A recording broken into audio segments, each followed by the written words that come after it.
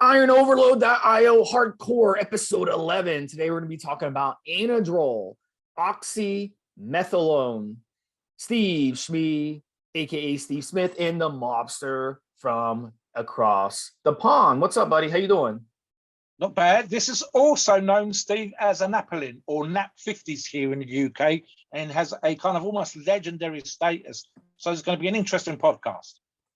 Well, you guys in the UK were the ones who came up with it. Why don't you start us off and tell us a little bit about the history behind it? Right. So it first came to the market here in 1961 under the brand name, as I just said, of Anapolline. Syntex was a pharmaceutical company that branded it as Anadrol. And it was marketed and FDA approved through the 60s as a strong steroid for treating anemia. And as I've said before, Steve, if you want to know what steroid does, and especially when it comes to the side effects, look at what it was created for. In addition to that, Steve, it was, and funny enough, an aside here, certain countries, and I think in Greece, for example, have given certain low doses of some drugs, orals included, for children that were underweight. So, for example, here, prescribed outside the United States of America for those who are malnourished and for bone health. Once drugs with less side effects came along, it fell out of favor and then was only pretty much used for HIV and AIDS patients. But of course, that's pharmaceutically speaking for both bodybuilders and especially newbies, which we're going to get into, and for us strength athletes, and I'm including myself here, Anadrol and Anapolline. It's almost a wonder drug, Steve, and I'll get into the legendary UK status. So Steve and I have had a pre-show chat, I think it was post-show chat in the last podcast we done, and I told him about being in a local gym and on a treadmill, warming up for the training of legs, and a young guy is on the next treadmill and says, "Can I ask you a question?" I must have looked suitably physically impressive, like I know what I'm talking about. 280 pounds at the time, and I said, "Fine, by all means." But and he says, "Can I ask you about NAP 50s, which is another name that they're named under, just shorthand for Anadrol and Anapolline and so on?" And I said, "Fine, but can I ask you a question?" And he says, "Yeah, but go ahead." And he says, "How long have you been training?" And he's been training 6 weeks. And I said to Steve, the idea that you've been training 6 weeks and you decide to use this as your starting drug just blew my mind completely. The rumor is that you can blow up absolutely, massive amounts. We say anywhere between 20 pounds in the article, and I've heard 20, 21 pounds. And I think specifically, as I said to Steve in today's pre-show, that for me is if you've never used an anabolic steroid, either an injectable or oral, Steve will agree with me that your first cycle, I think loads of people say this, your initial response to performance enhancing drugs and specifically anabolic steroids tends to be best on your first cycle. Now, if you are new and this is your first steroid, that's where I think I've heard of these stories of guys gaining on cycle 20 or 21 pounds. Now, the trick, of course, as Steve knows, is to keep as much of that as possible. And I would say, certainly for an advanced user, if you gain that kind of weight on a cycle, I would hope to keep somewhere around 8 pounds, a little bit, about 40%, Steve. And especially, again, I mean, my first cycle was D-Bowl. I think I gained 12 pounds on and kept 6 pounds. So something like this. Not only that, Steve, and I've said this to you before, 20 pounds, it sounds great, but really 20 pounds of weight on a person that's never had that 20 pounds of weight is a lot of pressure on you, Steve. It's I mean, you tell me. I mean, yeah.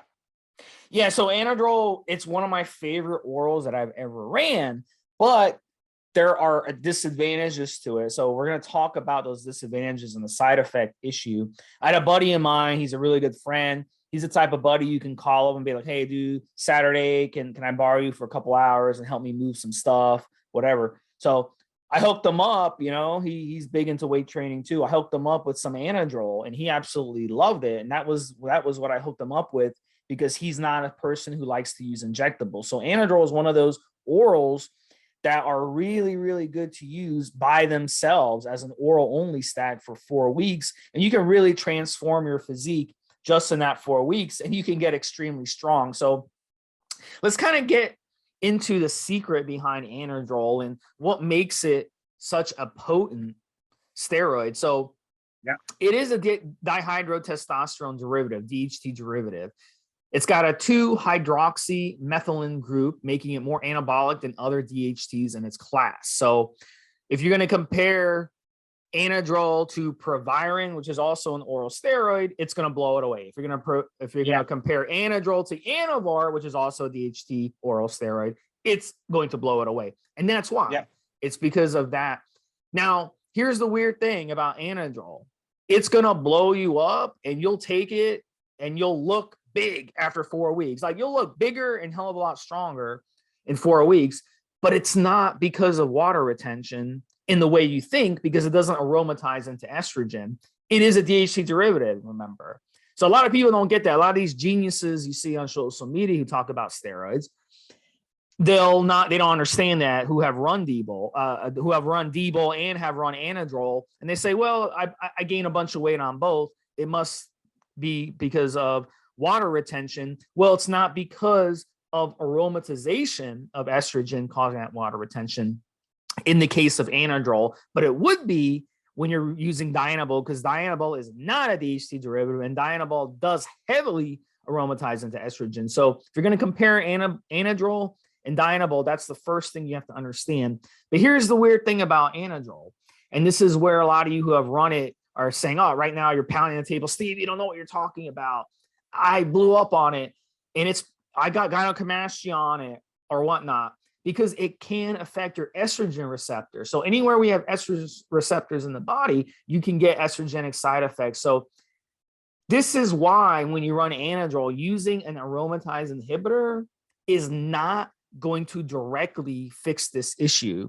So you'll run Anadrol, and then you'll run Aromacin or Arimidex or even Letro, and those are going to block aromatization. So if you're running those and running Anadrol, it's not going to make a difference, because Anadrol does not aromatize into estrogen in the first place. If anything, it's going to make your situation worse, because now you're just going to crash your estrogen all the way down. The thing is, it will stimulate the estrogen receptors, and the only solution that I've seen that may have some a valid way to kind of fix that is by running Nolvadex with it, or running a selective estrogen receptor modulator such as Nolvadex or any other that are out there. And you could try that, but sometimes that doesn't work. So at the end of the day, and we're going to get into it later in the show, it might boil down to you saying, you know what, I'm prone to estrogen issues. I've had problems with gynecomastia in the past.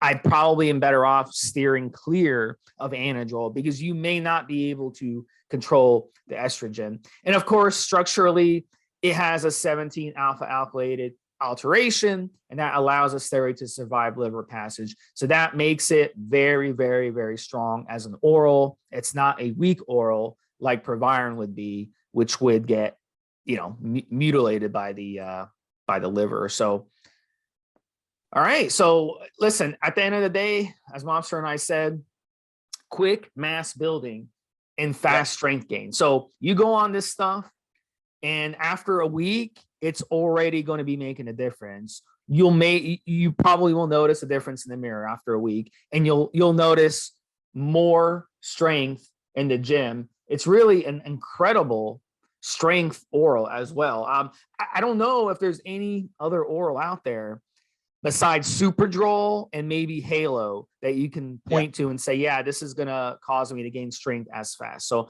Mobster, jump in a little bit and we'll kind of get into more about it. Something I think that helps with the mass gain here, Steve, is by reputation, your appetite goes through the roof. And I actually mentioned about a different cycle that I'd done, and I think the phrase I used then applies here, Steve. I said it was one of those situations where I was my Sustecker cycle, my famous Sustecker cycle, where I said I was thinking about the next meal while I was consuming the meal before. That's a kind of level of hunger that we're talking about here, guys. And for you lifters, users that struggle with literally the amount of food that sometimes required to put on weight. I'm thinking of you guys that are 6 foot and 160 pounds, and you say, I'm sick and tired of being skinny. One of the things that we've talked about is how you need to be structured with your diet and how you need to sort of, you know, pound that food down. But the problem can be, of course, that you end up, and I've been like this a couple of times way back in the day, where you literally feel like you're forcing food on top of food. Now, that's no good to anybody. I mean, even spreading the smaller meals out to just not have the stomach bloated, etc., etc. But this is one of those situations where, like my Susteca cycle, when you're on Anadrol, you're thinking about food all the time. It's kind of like never satisfied, Steve. So that's part of the reason. I would, as I said just now, stick with the smaller meals, if only so that my stomach is not sticking out any further than it already is, as it does as a lifter, and you know, stretching the stomach wall out or whatever else. Trust me, guys, it's gonna be one of those things where you're gonna want to up your water, you're gonna want to up your food if that's your thing. Now, as Steve said again to me in the pre-show, for me, I've known about this drug for a very long time, but for some reason never got around to using it. But as a lifter, and as Steve said already, the strength aspect is right up there too. I don't think it's one of those necessarily drugs that make you feel more aggressive as such, although sometimes some of the side effects of drugs can be irritating and a little bit edgy feeling, and that can in itself can increase aggression. This is one of those ones, I think, Steve, you know, for example, glycogen being pumped into the muscles, in my case, a few extra pounds, but the feeling of being more capable in the gym at my level. So that in itself, the ability to eat more, the desire to eat more is where the bulk's coming from, as Steve said, with regards to the DHE, etc., etc. And I think for me, a small increase in my diet, more glycogen in the muscles, and when you're in the gym, feeling like you've got more energy and wanting to put another few kilos on the bar. And again, that's at me at my level now. I mean, I can't see necessarily, and again, age-wise, if my peak was in my mid-40s, this I can see adding another 5 or 10 kilos, for example, to my bench press, the famous bench press. On certain lifts that I'm doing now, I can see another 10, 15 kilos on my squat on this drug. And that's not just because of the bulk increase on my leverage, but literally the ability, the uptake of protein, the ability for the synapses firing, the nerve endings getting a signal and whatever else. And as I said, sometimes with certain particular drugs, there's almost an edginess. And I think I've heard of, and again, would be by rumor more than necessarily fact for everybody, certain lifters, again, in here in the UK saying, this is a drug, it increased their aggression a little, but I suspect that's a sense of how you feel on the drug rather than a literal increase in aggression, Steve.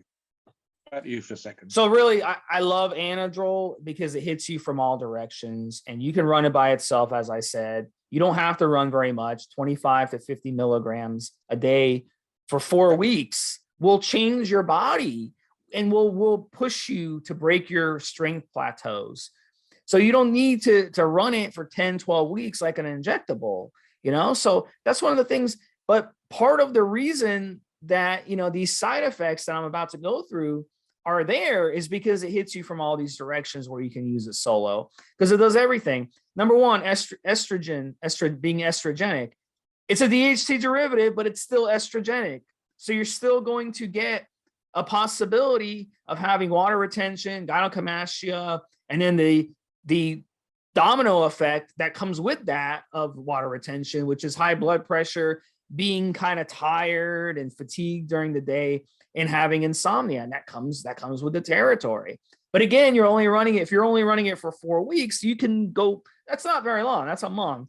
So I mean, it's not like you're doing this for 12 weeks where you're letting the estrogen, you know, kind of the estrogen bind in the body where you can kind of really open yourself up.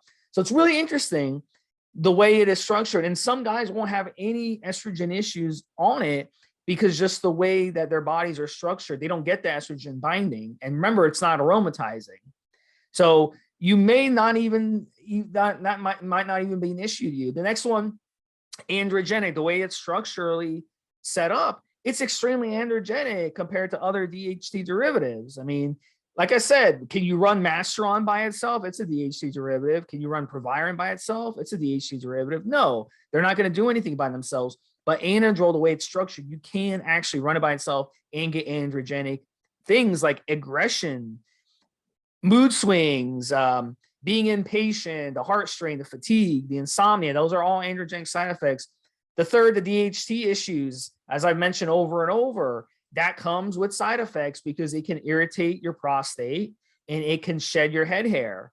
So if those are things to watch out for when you're on it. Again, we're only running it 4 or 5 weeks max for a reason, because we don't want our prostate to blow up to the point where we have to be put on anti-DHT drug. And then the fourth one is liver toxicity. As I mentioned, 17 alpha alkylated. So you want to make sure you run your support supplements with it. So it hits you from every direction. It's one of the only oral steroids that can do all of that and hit you from all directions.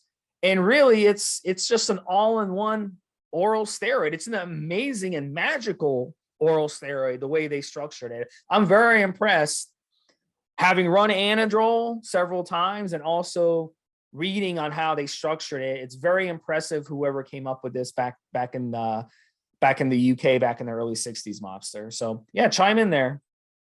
There's a couple of thoughts that occurred to me, Steve. Bearing in mind you've listed some of the side effects and obviously the positives and negatives, right? And I touched on this just now. So one of the things that we occasionally see, and it completely depends on the individual, guys. So some of you will think it's a wonder drug, and others of you, if you have some of those side effects, what we occasionally have with people is if they've never taken this steroid before and they start to get some of the more negative side effects, that's where I think that aggression comes from. If your prostate's playing up, if your hair's falling there, if you're having problems with gyno, if you're having other bits and pieces going on, and you're not used to any of these sensations, guys, we've had people when they've gone on TRT and they've had low test levels before they've gone on TRT for years, and then they go on TRT. They call it a wonder drug, testosterone, because they feel great. They feel like ass kickers. They feel like champions. They feel like the #1 salesman, the #1 politician, whatever. It's a feel-good drug in that way. That's because they've had low levels for years. This is one of those drugs, if you've got normal levels and then you get some of those side effects, it can be irritating. And that sort of slightly sense of feeling a bit different, a little bit off, affects the individual. Some of you literally feel a tiny bit unwell. Others of you will go, do you know what? It's kind of almost irritating, and that's where that increase of aggression comes from. But it's very, very individual. Dynamo, for example, is considered a feel-good drug, even though it's an oral and has some of those side effects, purely and simply because you feel pumped, the muscles are full of glycogen. Steve talks about the pump on Anadrol, the pumps being amazing, and so on and so forth. So it comes down to the individual, the response, and how you handle that hormonal change. And of course, it's a great indication for you guys to be aware when women say how the hormones can, the natural hormone cycle that they have, especially premenopausal, but especially postmenopausal, makes them feel. Guys, suddenly now you feel the same sensation because you're saturated super physiological levels with hormones, and you've got an idea of how either the positive and negative is going to apply to you. And that includes, as I say, some small degree in a few users of irritation and therefore a small increase in aggression. Again, I mean, Steve, sometimes just feeling full, feeling the size of a house, and being able to bench every weight in the gym, or having that sensation that you can, that in itself is going to increase your feel-good factor. And for some guys, just that more manly sensation is going to make you feel like, you know, I can do this, I can do it. And you're going to be more aggressive just because of how you feel, with not natural aggression per se. Now, I'll jump down the list here, Steve. There's something you and I talked about in the pre-show. People will sometimes use certain orals, including Debo, Anadrol, etc., especially the shorter acting ones, and Anadrol, as a kickstart.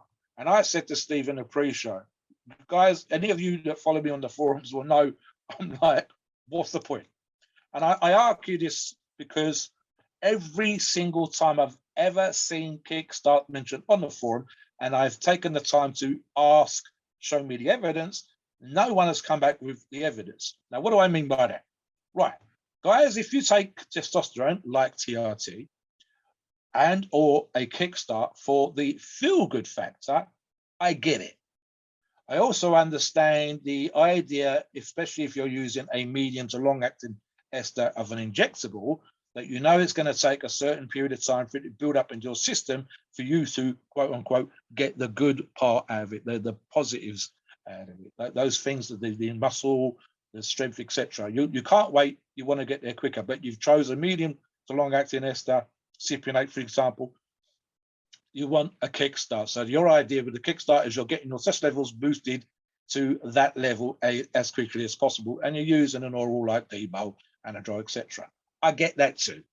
But when I talk about show me the evidence, I'm talking about the end result, the reason why you did the cycle in the first place. It normally comes down to getting ripped, getting more muscular, getting stronger. The rips can include fat loss, etc., etc. Right. So, end result.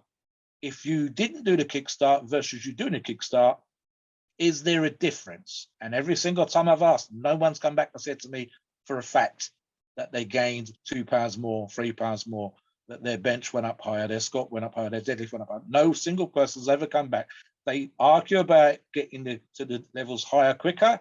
They talk about the feel-good factor, but they're not showing me what you did the cycle for being better as a result of using a kickstart. So that's my argument every single time. Ultimately, as a strength athlete, it's going to be more weight on the bar. And if I'm not getting more weight on the bar by using a kickstart, then I can be patient and wait. I don't get it. If it's about the other factors, the feel-good factor, the boosting the testosterone levels, etc., fine, guys. But ultimately, when you come off the cycle, I want to see more muscle retained. I want to see you stronger off cycle, never mind on cycle, and so on and so forth. And I'm not seeing the evidence. You show me the evidence, you prove to me that you gained more weight because you used the kickstart, you got stronger because you used the kickstart, fine. But show me. If you can't show me, to me, it's like, don't bother. If there's plenty of other things we can do to feel good rather than taking a kickstart. So yeah, that's a bit of a bugger. The other thing I'll address very quickly, Steve, women, avoid. And I mean avoid like the plague, as we would say here in the UK. Do not use. And again, this is especially premenopausal women. You've got hormones, and then you're throwing Anadrol at you. The 20-pound, potential 20-pound water gain would be, or muscle size gain would be horrendous. The too many numerous side effects, the hair loss, I mean, all of those things. The masculinization, I'd imagine on Anadrol would be absolutely horrendous, Steve. I mean, we again and again and again, we recommend very low doses of Anavar, occasionally for the competing female athlete, especially female bodybuilders, 1 or 2 other drugs at very, very low levels. Anadrol, if a coach or a guru decides as a female athlete, strength athlete, or bodybuilder, fitness figure, whatever, I'd really want to know what the hell they think they were doing. And you would absolutely have to have rather high natural testosterone levels to begin with for something like this to be even vaguely recommended, in my opinion. Steve, what do you think in terms of this drug for women? Yeah, women need to avoid. It's too unpredictable. That's the bottom line. It's too unpredictable. So if you want to use Anadrol, look, all anabolic steroids are very serious business. So I don't care if it's your first cycle or your 10th cycle. You want to be aware of the stuff we're telling you and how unpredictable this steroid can be. But I mean, if you can manage to survive these side effects and these side effects don't hit you, you'll get fantastic results. Anywhere, like I said, from 25 to 50 milligrams. Standard dose is 50 milligrams of Anadrol historically in bodybuilding. I've seen guys run more. I've seen guys run up to 100 professionals. I've never ran that much. 50 was plenty for me. Even 25 was plenty for me. So it just depends on how much you want to do. I've also seen guys talk about stacking Anadrol. What should I stack with Anadrol? I would not stack testosterone with Anadrol. The reason I wouldn't do that is because now if you stack testosterone with Anadrol, now you're dealing with not only the estrogen binding from the Anadrol, but now you're also dealing with aromatization from the testosterone. So talk about being unpredictable. So you could end up with gynecomastia and be unable to solve it with an AI or even an anti-estrogen. So it's coming at you from both directions. So I strongly recommend not running anything that aromatizes with Anadrol. I also strongly don't recommend anything androgenic with Anadrol, because if you run something androgenic with Anadrol, now you're doubling up your androgenic side effects. And if you run a DHT derivative with Anadrol, now you're doubling up your DHT side effects. Yeah. So, you know, and then if you run something liver toxic with Anadrol, now you're doubling up the liver toxicity that you're going to get. Exactly. So it's like Yeah. you can't win. It's really one of those steroids. Most optimally, you really want to run it solo. Just run it solo for 4 weeks, 50 milligrams a day. And if you can't gain on that, then you might as well just either the steroids you're getting are bunk, which they shouldn't be if you come on our forums, because we have the best sources and brands that we recommend. But it probably means this isn't for you, you know, and using steroids isn't for you, and bodybuilding may not be for you either, because I've never seen anyone run this stuff and not absolutely change their physique.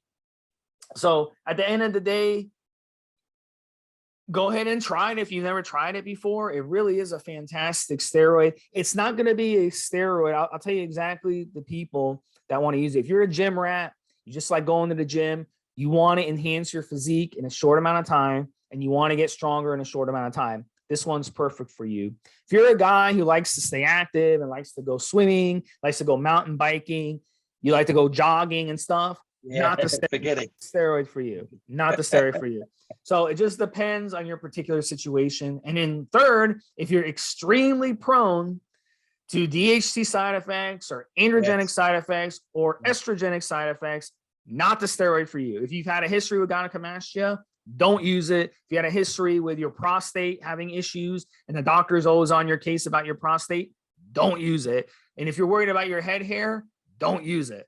So I hope that basically sums it up, guys. And Mobster, you know, give us your final thoughts on it and then take us into the disclaimer. I think it was a really, really good show. This is one of those weird situations, guys. And I'll tell you what I'm thinking about here, Steve. So imagine you've never done a cycle of anything before, and you take this product and you blow up in the way that we described: pounds of muscle, size, your weights in the gym are flying around and whatever else. And like I said, when I first come to the game, I heard about this, and you know, shorthand name version for this here in the UK was NAT50s. So you go, right, your first drug, your first oral cycle, your first any cycle was the NAT50, and you added 20 pounds. Do you know what the problem would be, Steve? It would be, right, I'm never, ever, ever going to get gains like that again, because as great as this is, it's not 20 pounds or 10 pounds or 15 pounds every time. But we've heard of these numbers multiple times. But I think, Steve, more often than not, in a first-time user, and especially to someone that's never used performance-enhancing drugs before. So it's almost like a dream crusher, Steve, because you've got this wonder drug. The first time you used it, you went up 20 pounds. The first time you used it, you put 10, 20, 30 kilos on your bench press. Please God, your tendons hold out. The next cycle, no matter what you do, I don't even care if you're professional, no matter what you do, it's never going to be as good as that again. And even if you are an experienced user and you still get half those gains, half that much weight on the bar in whatever exercise you're going to be doing, it's still going to be held up in comparison to other drugs. And of course, as Steve said, I mean, especially for you first-time users, you've got no idea how you respond to steroids. So if, for example, as Steve said, you've got male pattern baldness, hair issues, or gyno issues, or water issues, or blood pressure, or whatever else, this is the first drug that you tried. And again, this is why I'm saying specifically new use. You might end up finding that this is not a drug that you wanted to use. However, like Steve says, 4 weeks, 50 milligrams a day. At that level, especially if you're using a product like N2 Guard, some sort of organ protector, you've got someone keeping an eye on you in terms of male pattern baldness, in terms of your gyno, etc., etc., etc. 4 weeks. And of course, there's nothing that said you've got to continue the cycle if you do get problems. That's the kind of advice we give you all the time. So seriously, guys, one more thing. It is, I don't know about in the US, I think it's the same in the US as it is over here, Steve. It's quite cheap. And it's up there with the Dynabol for reasonable price. I think both for the raws, for the manufacturing of the products, etc., etc. It's not one that we're here to be messed around with and so on and so forth. You can't really fake it with other drugs because you're not going to get those kind of gains from faking it with Anavar, and who would fake it with Anavar? Far more expensive. So cheap, cheerful, does the job. some of you guys are going to think it is the absolute bee's knees. So yeah, as always, please note, we are not doctors, and the opinions on these shows are ours and ours alone. It's our view and based on our experience and views on the topic. Our podcasts are for informational purposes and entertainment only. The freedom of speech and the First Amendment applies.